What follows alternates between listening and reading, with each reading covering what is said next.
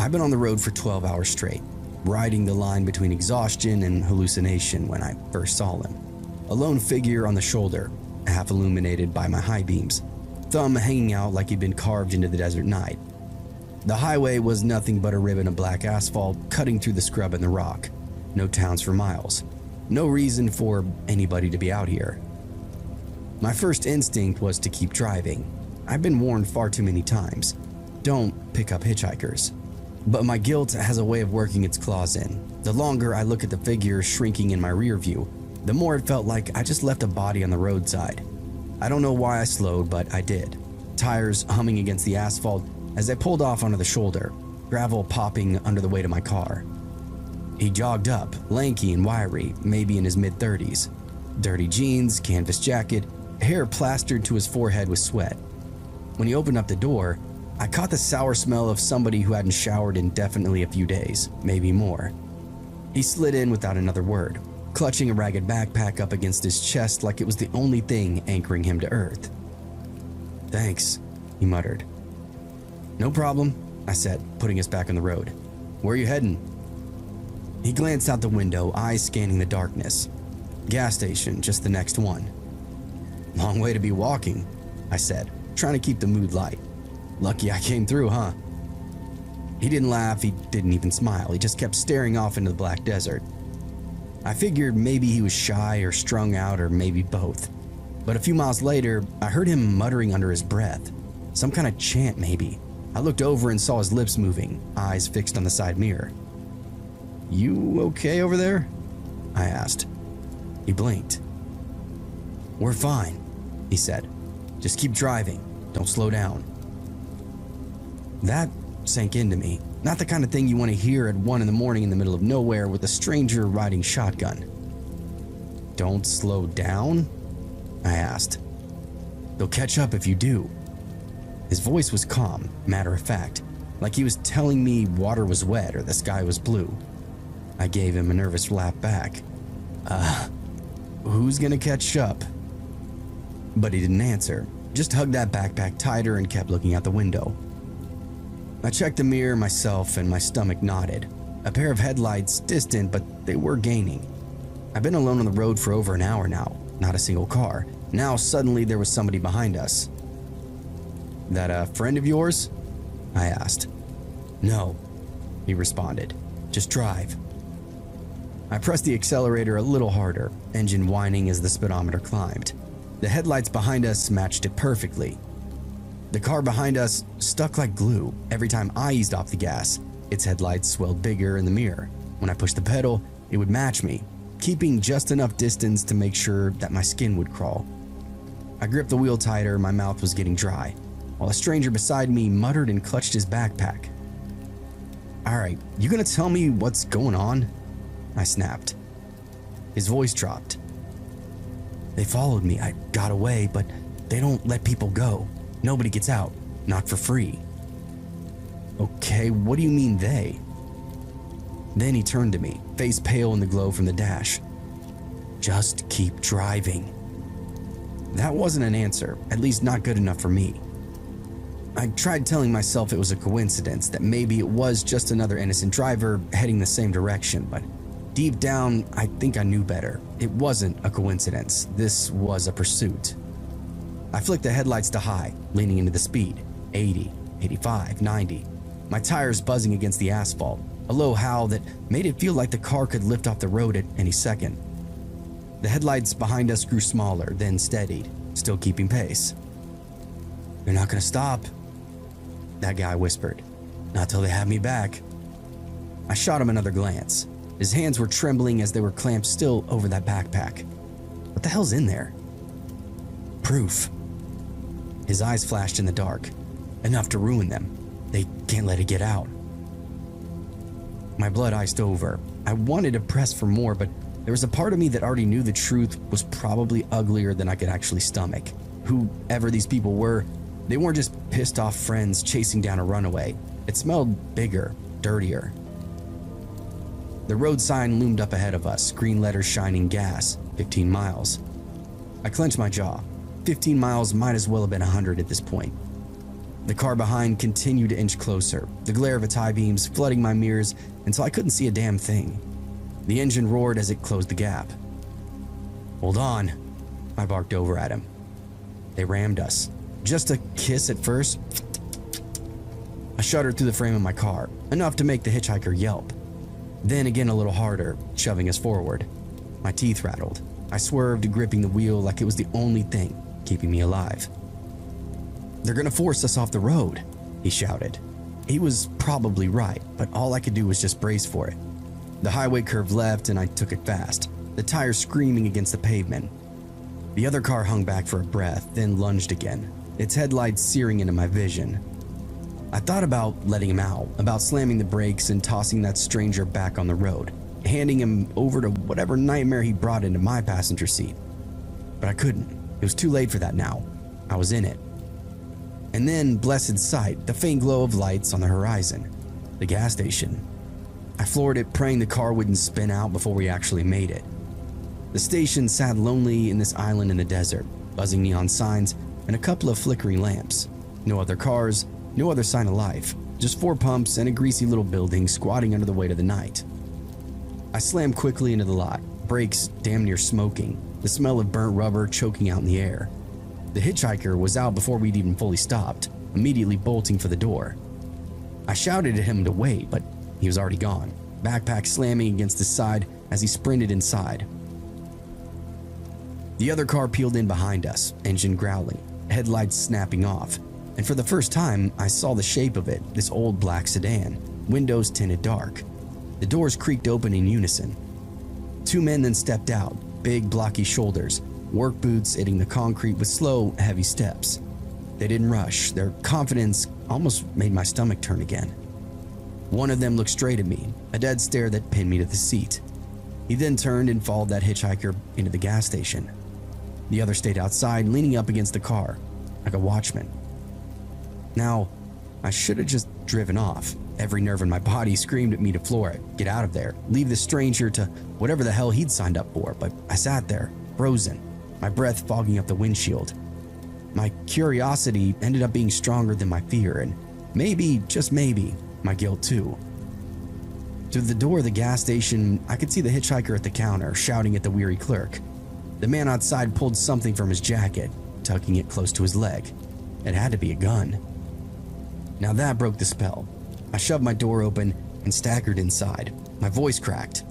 "Hey, what the hell's going on?" The one by the car turned his head slowly, like he couldn't believe I was dumb enough to step out. "Go home," he said, calm and quiet, the kind of voice that promised you didn't really want to hear it twice. But I was already too late. Inside the station, the hitchhiker ripped open his backpack, spilling out these papers and photos across the counter. The clerk's eyes went wide. He said something, frantic. I couldn't quite hear it through the glass. Then the second man stormed in, shoving the man against the shelves. A soda display crashed to the floor, cans rolled everywhere. The hitchhiker's voice broke through the chaos, desperate. "Call the cops. Don't let them take me back." And for a split second, I thought maybe, just maybe, he'd actually be saved. Then the man with the gun raised it, leveled it, and everything froze. I couldn't breathe, I couldn't move, could only watch as the desert night pressed in around us. The ugly truth of what I'd stumbled into finally bared its teeth. The moment stretched like it was caught in amber, my eyes locked on the barrel of that gun, the way it glinted under those lights. The hitchhiker froze, one arm still clutching the counter, his mouth hanging open mid-plea. I wanted to move, I wanted to do something, yell, rush in, knock the gun aside like in the movies, but I was rooted to the pavement, hands trembling uselessly at my side. The man outside, the watchman, never even looked away from me. He didn't need to say another word. The message was carved in stone. Stay put or join him. A thunderclap cracked inside the station. The clerk screamed. The hitchhiker dropped like his strings had been cut, a smear of red blooming across the tile. Papers scattered across the floor, photos of men in uniforms, documents stamped with logos that I couldn't quite read from where I was. Evidence, at least that's what he said. Evidence that would obviously never leave that counter. The shooter knelt, grabbed the backpack, stuffed the scattered proof back inside with cold efficiency, then stood and calmly strode for the door. The clerk stood frozen behind the register, hands covering her mouth, eyes huge. Our gazes locked for a quick second, and I'll never forget that look. She knew she just witnessed something that she would never unsee. The two men stepped back out into the night, one carrying the backpack, the other wiping his hands across his jacket, and then tossed another glance at me, almost like I was less than dirt. They got back in the sedan, doors shut with muffled thuds. The engine purred to life, then they were gone, taillights shrinking back out on the black highway, just like that. I stumbled inside. The clerk was shaking, tears streaking down her cheeks, staring at the body on the floor. We need to call somebody," I stammered out. "The cops?" She shook her head violently, eyes still really wild. "No, you don't understand. You didn't see them. You didn't see them." "But he's dead." She grabbed my wrist hard enough to hurt, nails digging deep. "Go, right now. Leave before they come back. Forget that you were ever here." I yanked free, but the look in her eyes was really enough. Terror, not of me, not even of the dead man bleeding in her linoleum, but of whoever those men really worked for. I backed out of the station. My car sat under those buzzing lights, engine still warm, door hanging open. I climbed back inside. The road ahead was empty again, my headlights carving out a narrow path, and I drove it like a man possessed, half expecting to see those same red taillights to reappear in my mirror now at any second. But they didn't. The highway gave me nothing but silence and distance. Hours later, when I finally hit the outskirts of the next town, I pulled into a diner lot and sat there until dawn, watching the sun crawl up over the desert. I called the police. How could I not? I made a report over the phone, and the dispatcher knew exactly what I was talking about. An officer met me at the diner an hour later to get some more details from me. It was some kind of ongoing murder investigation. I told him everything, especially about how the clerk told me to go. They said they were taking extra time to look into her as well. The vibe I got was that she was some kind of drug dealer of some kind, and the hitcher was involved with her. The cop left, and I was all alone. So I just sat there, silently, until the smell of coffee drifted out of the parking lot and the world started moving again like nothing had happened. And that's when I realized, whatever that man had been running from, it wasn't just his nightmare. He handed me a piece of it the second I let him into my car. We'd been on the road for 6 hours when I saw her. The four of us all packed into Josh's beat-up old Corolla, windows fogged from our breath, the smell of stale fries and gas station coffee turning the cabin quickly sour. College road trips always sounded better than they actually were. On paper, it was supposed to be freedom, music, inside jokes, but in reality, it was endless stretches of asphalt, cramped legs, and everybody getting irritable in waves. The highway dipped through a long stretch of pine, then spat us out by this old railroad crossing. And that's where she stood. A girl barefoot in the gravel, one arm hugging her stomach, the other stuck out half-heartedly in the universal pick-me-up gesture. Torn jeans, a hoodie 2 sizes too big, hair knotted into greasy ropes. Josh was slowing down before anybody could say a word. Dude, what are you doing?" I asked him. "What? She looks like she needs help." He squinted through the windshield. "It's freezing out there." I don't care if it's freezing, man. This is how horror movies start."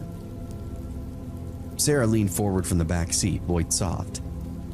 "Come on, she actually looks our age. Would you want to be left out here?" I'll admit that shut me up because no, I wouldn't. And I knew if I was stranded, I'd pray somebody with a shred of compassion would stop for me too. So Josh pulled over. The girl walked up, quite hesitant at first, then faster when she realized we weren't driving off. She bent down and peered into the window. Up close, she looked even worse. Her lips were pale, nose was red, eyes glassy with clear exhaustion. "You headed into town?" she asked. Her voice was rough, like she'd been screaming or crying recently. "Yeah," Josh said. "Hop in." She slid in the middle of the back seat, pressing close to Sarah. She smelled like sweat and dirt, that kind of dirty you can't really fake. She hugged herself tight and kept her eyes down. "Thanks," she whispered. "I just need a ride away from here." Nobody spoke for a moment. The only sound was the heater rattling weakly, trying to push back the chill. Finally, I cleared my throat. So what are you doing out here? Her shoulders tensed. Running. Running from what? It doesn't matter. She glanced up. The look in her eyes made me shut my mouth. It was wide, alert, scanning each of us like she was calculating whether we were a bigger threat than whatever she'd escaped from. Josh turned the music down. Where do you want us to drop you off? Just keep driving, she said. I'll tell you when. The four of us kind of exchanged confused looks, and nobody argued. I kept staring out the window as the pines thickened again, pressing close to the road. My stomach knotted. Something about the way she said running, not walking, not leaving, but running. It really was sticking with me. I didn't know it then, but letting her into the car meant that we'd already crossed a line that we could no longer come back from. The girl really didn't say much after that. She just stared out the window, hands buried deep in the sleeves of her hoodie, rocking slightly. Every once in a while, Sarah would try to strike up some kind of conversation. Where are you from? Do you need to call somebody? But the girl's answers were clipped and clearly evasive. Josh kept glancing at me in the passenger seat, his expression saying what we both were thinking. Maybe picking her up hadn't been such a great idea, but none of us had the guts to actually say it out loud. 20 minutes passed, then 30. No towns, no lights, just the highway. I finally turned around, trying to sound casual. You said you needed a ride into town, right? Which town? She blinked, like she hadn't really thought that far ahead. Just keep going. I'll know when. I didn't like that answer. Look, we can drop you off at a gas station or a diner or something, somewhere safe. Her eyes flicked to mine, very cold-like. I said, I'll tell you when. The way she said that sent a ripple through the car. Sarah leaned back, folding her arms. Evan, who'd been quiet the whole trip, finally muttered, creepy. Josh cleared his throat. All right, we're not gonna go too far off route though. We still got a long drive ahead of us. That's when she spoke up again. There's a shortcut up ahead. Turn right at the next dirt road. I frowned. Okay, shortcut to where exactly? To town. Her lips twitched into something that might have been a smile, though it never really reached her eyes. Josh's hands tightened on the wheel. I could see the hesitation clearly on him, but he was always too trusting in people. All right, I guess if it's quicker. The dirt road appeared out of the darkness, a thin strip vanishing into heavy woods. Josh turned onto it. Gravel pinged against the undercarriage. The headlights cut this narrow tunnel through the trees. Every nerve in my body was screaming that this is wrong. This isn't what we should be doing. We hadn't passed another car in an hour, and now we're leaving the only highway that actually might lead to somewhere. But the girl just leaned back in her seat, finally looking relaxed, and that really scared me more than anything else. See? She said. Told you. The deeper we went, the worse it continued to feel, though. No houses, no mailboxes, just trees and blackness. The dirt road narrowed rougher with every bend, until it felt less like a road now and more like a trail. Evan leaned forward between the seats. Dude, this is not a shortcut. There's no way. Josh slowed down a little. How much further? Not far, the girl responded back. I twisted in my seat to face her again. Look, I don't really know what's going on, but this doesn't feel right. Where exactly are you taking us? Almost there. Again, the way she talks, the way she said everything, it was really starting to terrify me. And then the first set of headlights appeared off in the trees to the left, half hidden, then another on the right. Parked vehicles, their shapes hulking in the dark. A pickup, an SUV, another car. My chest went cold. Josh, I said, turn around now. Before he could do much, the figures stepped out of the trees, 3, 4, 5 of them, shadows moving up the road, lit up in the headlights. Men, big men, their faces cast in shadow, but their postures said everything we needed to know. They'd been waiting for us. Josh slammed on the brakes. The car skidded to a stop, dust clouding the beams. The girl straightened up, suddenly more calm and collected. She looked at us, finally meeting each of our eyes in turn. "Hey, thanks for the ride," she said. The doors opened and the men started toward us, slow and steady. One had a flashlight. Another held something heavier, maybe a pipe, maybe a bat. My stomach immediately flipped. Sarah gasped out loud. "Oh my God." Evan swore under his breath. "She set us up. She fucking set us up." Josh fumbled for reverse, tires spinning as the car jerked backwards. The men then surged forward, shouting, hands pounding on the hood. One yanked at the driver's handle. Another pounded the glass by my head. "Go, go!" I screamed. Josh floored it. The Corolla jolted backward, swerving off the road and then into a ditch. The bumper slammed hard in the dirt, and the tires squealed as he fought for the wheel. One of the men slipped in front of us, and Josh swerved again, missing him only by inches. The girl didn't move. She sat perfectly still, hands folded in her lap, watching us like we were nothing more than a delivery that had arrived early. We hit the dirt road again, fishtailing. The men shouted, one of them running after us for a few yards before fading off into the dark. The headlights of the parked vehicle snapped on, and the engines roared to life. "They're coming," Sarah said. I twisted in my seat. Sure enough, beams of lights were cutting through the dust, bearing down fast. Josh was white-knuckling the wheel. "Hold on," he barked. The Corolla screamed down the trail, bouncing over ruts, barely holding together. The trees whipped past in a blur. My heart was currently in my throat, waiting for the moment one of those bigger trucks to ram us from behind, flip us back into a ditch. But somehow, by some miracle, we burst back out onto the highway. The other vehicles didn't seem to be following either. We drove in silence, every one of us heaving for breath, hearts pounding like war drums. Nobody dared to speak, not even Sarah this time. Finally, I turned around, and the back seat was empty. The girl was gone. The silence in the car was heavier than anything I've ever felt. All four doors were locked. Engine was screaming down a highway, but the space between Sarah was now empty. The hoodie, the bare feet, the sour smell, gone, like she'd never even been there.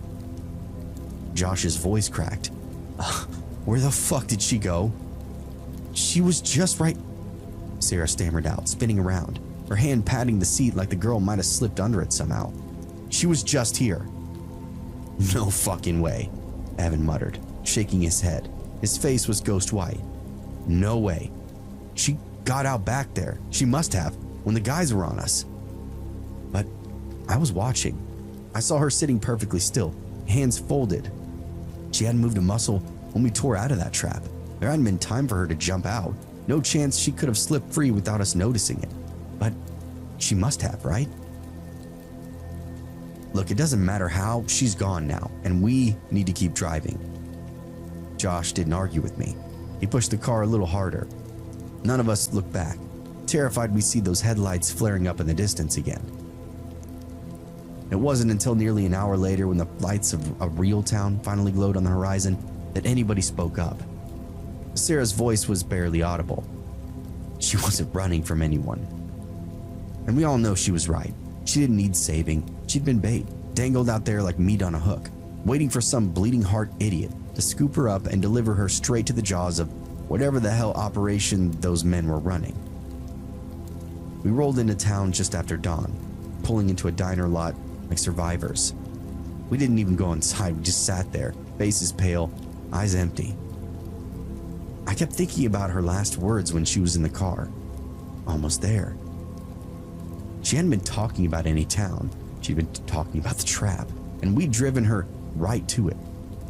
Even now, years later, when I pass a lone hitchhiker on some forgotten back road, I grip the wheel and keep driving because I know better.